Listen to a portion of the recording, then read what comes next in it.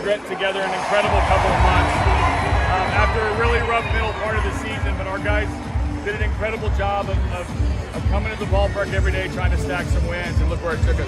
What do you know? What was the actual moment where you said this is real? So I don't think it's a moment. I think these guys, we've always thought that we were going to have a good team.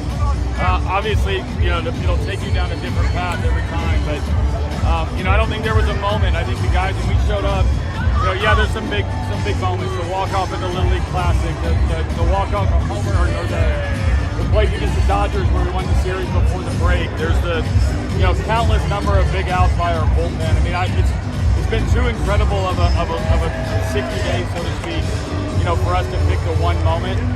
But I tell you what, it feels pretty good. What's your favorite thing about this?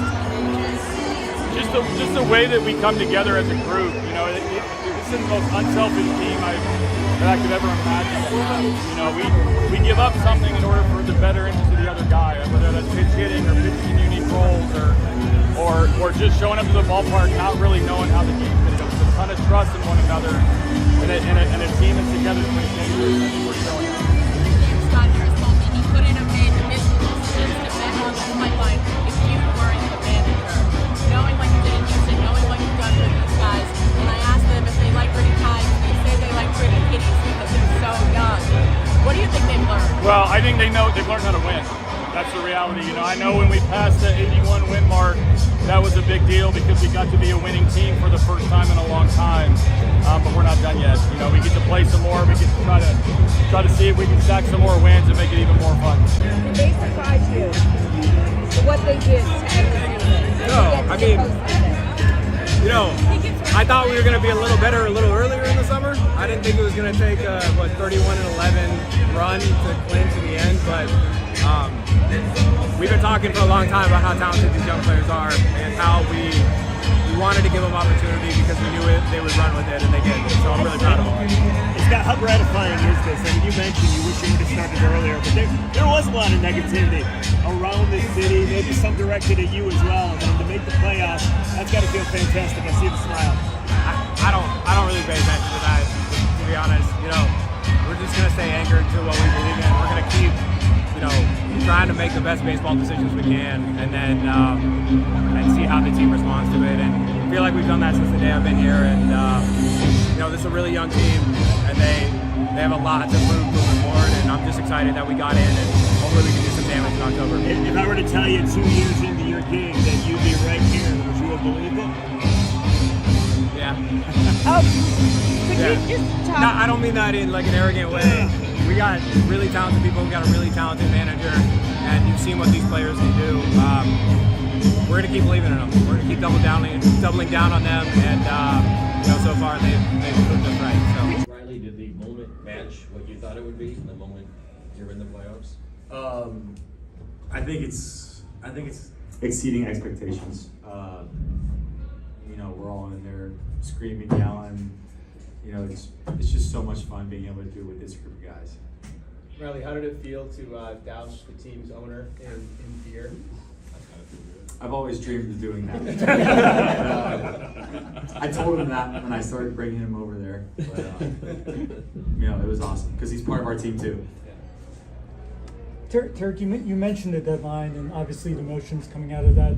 Was there a point after that, or maybe sometime in August, where you started thinking, okay, make plans for after the season? And then if so, was there a time when you had to, okay, it's time to keep October open? Yeah, I bet a decent group of guys were planning on going to that Monday Night Football game at the Lions, here, whenever that was, this Monday, right? Yeah. I bet a bunch of guys were planning on doing that. Things have changed, so that's awesome. That's what we wanted, anyways. I don't really like end of the season stuff. Sucks when you're not playing for anything. So the fact that we're playing for something, I think it adds a ton of motivation to each guy that comes in every day to continue to get better and see what happens in the postseason. What was going through your guys' mind as that last ball went up and you saw Wenzel and Parker both going after it? I love the outfielder talk. I don't know. I was just thinking, catch it. Just catch it. I don't care if they run into each other, just catch it. And, it was caught, so it was an awesome moment. Who cares? Riley, do you guys not feel like a young team anymore with all you've been through? I mean, I wouldn't say that we ever felt like a young team. We're just going out there and just trying to play our best version of baseball as we can. Riley, looking at Torque and what he's done to get back and be a huge contributor here down the stretch, what have you observed in him and the changes he's made to be able to be part of this? Yeah, it's hard to do. You know, just him as a person and him as a player, you know, it's pretty cool to see it, and you know, him develop as a person and a player, and just be able to make that comeback. For Tarek, what are some of the big postseason games that either you've seen in person or watched, or like great October moments that stand out to you that represent your experience watching playoff baseball? That's a good question. I feel like that Rajay Davis homer off of Aroldis Chapman was a pretty special moment. What was that, 16? 16. I remember being in college. I watched that entire series. Like, for whatever reason, that was the one that captivated me when I was in college. And that homer, and then I think it was a rain delay, and then you know the Cubs come back and win it for the first time in 50 whatever years.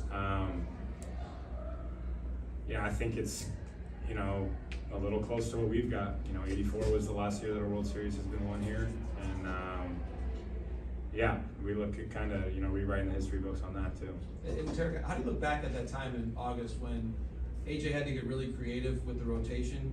You and Montero, and there was a lot of creativity around that. What was that time like when you look back at that point in the season? We were winning, so who cares? You know, it's the and I don't want to understate the importance of the guys that were thrown into those roles that are not familiar. You know, you spend a whole minor league season and you're starting, and you know when you're starting, and you know when you're pitching, and then like they come up here and we're opening for them, and then like they don't know if they're going to throw that day. That's hard to do, really hard to do, and I think it speaks to those guys and who they are. They don't care. Give them the ball and they're going to throw.